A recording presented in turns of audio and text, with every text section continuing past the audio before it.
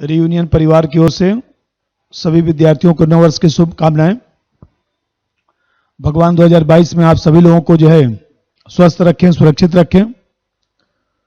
सभी लोग पुराने वर्ष की काली यादों को भूलने का प्रयास करें।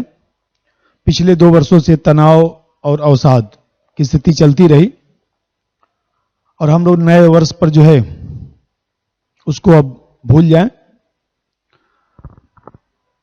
हमारी आशा और सभी लोगों का विश्वास भी है कि नया वर्ष आप सभी लोगों के जीवन में खुशहाली लाएगा। नए जोश और उत्साह से जो है अब पढ़ाई करनी है। पिछले रिजल्ट को भूलकर नए सिरे से नई ऊर्जा के साथ अपनी तैयारी शुरू करें। भूत की बातों पर ध्यान देने से वर्तमान नष्ट हो जाएगा। भूतकाल की बातों को छोड़ें, वर्तमान के बारे में सोचें। वर्तमान की जो अच्छाइयां हैं, जो सुदृढ़ता है, प्रतिबद्धता है, वही भविष्य का निर्माण करती हैं। जो लोग भी आईएएस और पीसीएस का मेंस दे रहे हैं वे लोग रिवीजन पर ज्यादा ध्यान दें।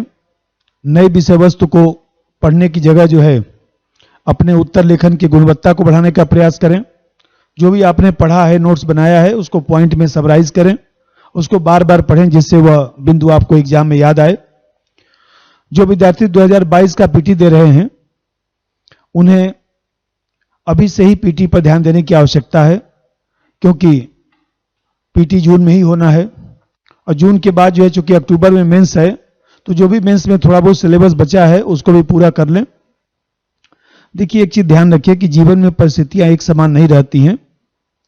संभाव की मनोवृत्ति ही मन को स्थिर रख सकता है और स्थिर रहकर ही हम जो है जो पढ़ाई करेंगे उसको आत्मसात कर सकते हैं, अपने जीवन में आगे बढ़ सकते हैं।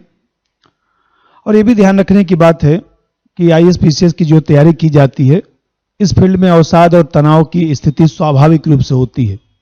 क्योंकि बहुत सारा सिलेबस है, बहुत सारी चीजें पढ़नी होती हैं, तो स्वाभाविक रूप से जो है तनाव होता है। मित्रवत व्यवहार भी बनाए रखें, मित्रों से भी मिलें और ये भी सोचें जीवन में कि हमसे भी कमजोर विद्यार्थी हैं, सामाजिक आर्थिक रूप से लोग कमजोर भी हैं। उनको देखेंगे तो आपको अपना कष्ट जो है कम नजर आएगा। लेकिन उत्साह बनाए रखने के लिए जो है जो आपसे सीनियर विद्यार्थी हैं, जिन्होंने पीटी दिया है, मेंस दिया है, इंटरव्यू दिया है, उनसे भी बातचीत करें जिससे आपका उत्साह बना रहे। और ये भी ध्यान रखिए कि आज की जो परिस्थिति है उस परिस्थिति में जो है केवल ऑफलाइन पर ही निर्भर न रहें, ऑनलाइन स्टडी पर भी आप ध्यान दें, ऑनलाइन क्लासेस भी करें।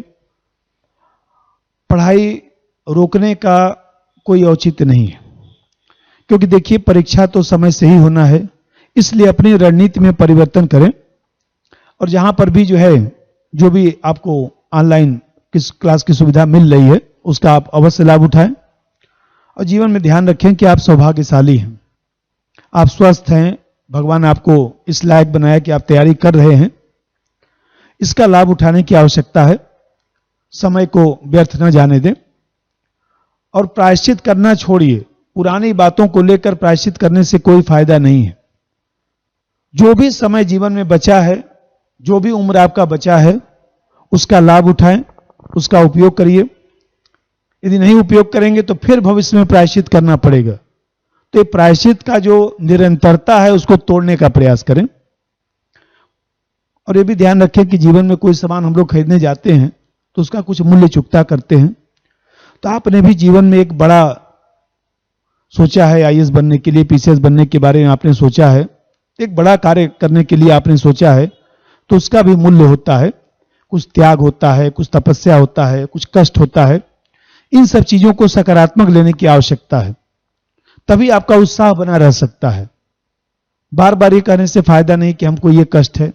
कष्ट सबके जीवन में है, क्योंकि आपने बड़ा कार्य ले रखा है, बड़े कार्य का संकल्प ले रखा है, तो उसके हिसाब से थोड़ा सा कष्ट भी होगा।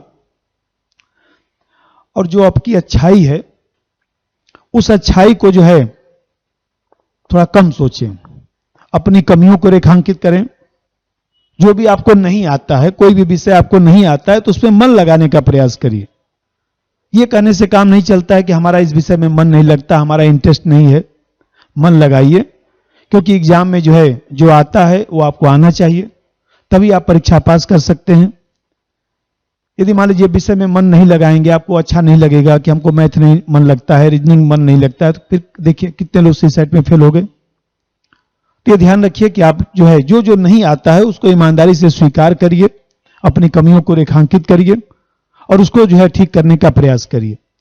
और एक चीज और भी मैं कहूंगा कि ट्रेंड एनालिसिस करने का प्रयास मत करिए।